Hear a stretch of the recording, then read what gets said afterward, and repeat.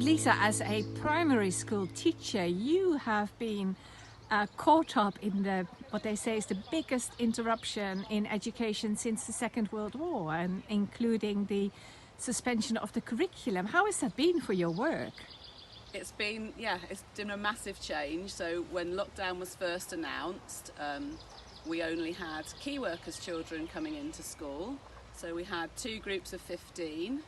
So one week I would be teaching those children in school in a very 1950s style with their own desks and no collaborative working, which is the opposite of what we try and encourage normally. And then the other week I would be working from home, uploading work online and then looking at the work the children put online. So that was a constant, totally different job to what I'd ever done. Since half term, we've brought back reception children and year 1 children. I'm still working with the older key workers, but every week, and children I don't know. So that's an amazing shift, but for the children as well. And I was thinking, as educators, have there been underlining messages you wanted to continuously communicate to them in this time?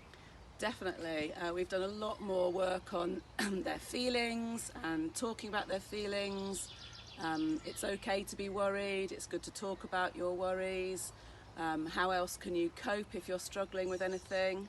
But we've also worked a lot on Christian values like hope.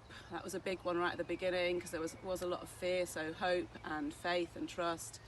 And kindness has been a really big one, to get along with new children that they don't know very well and to be thoughtful, and very much encouraging gratefulness, even though there's difficulties, being grateful for what they've got. And it's been really good to see children being children, enjoying cycling around the park. They're not worried that they haven't got a holiday or things are different. They're just enjoying being children, and that's been a really positive for me.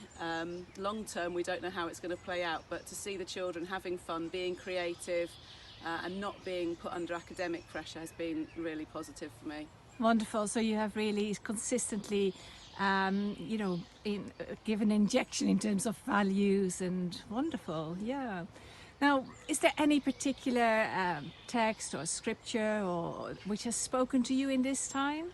So, I could have chosen loads of Bible verses. I love reading the Bible. That's been a great benefit of having time at home to read more. But I've actually gone for a whole book by Andrew Wilson, which I picked up the very first weekend of lockdown. It's called The Life You Never Expected. So it just jumped at me the first week. It's written from their position as parents of disabled children. But it starts as, on the blurb, it says, "This is a book about surviving and thriving when something goes wrong. With clarity and biblical insight, they share their experience of grief and worship, struggle and hope." And it just was a great setup, really, because it talked about lament and difficult times and not having answers, but it also talked of a response of worship and prayer and the whole outlook of hope. And it was just, it's been a really good start, and I'd really encourage anybody who wants to read it. It's Andrew Wilson's a great writer, and his wife, obviously.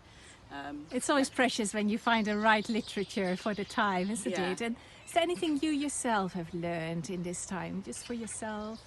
It's just been a time to reflect actually how privileged and grateful I am of everything that God's given me. Actually, it's all still about grace, It could have been so different, I could have been somewhere else, but I'm just, incredibly grateful of God's provision for our family at this time. And what has it meant for you as a family? We've had Tasha at home from university. She's done online exams. Steve's had less patience as a GP, but obviously still different turmoils in the NHS, and running the church, so that's had different issues doing that online as well. And Annabelle's been doing online school year 10, so she's going back to school in 10 days time for 4 days. So it's been different.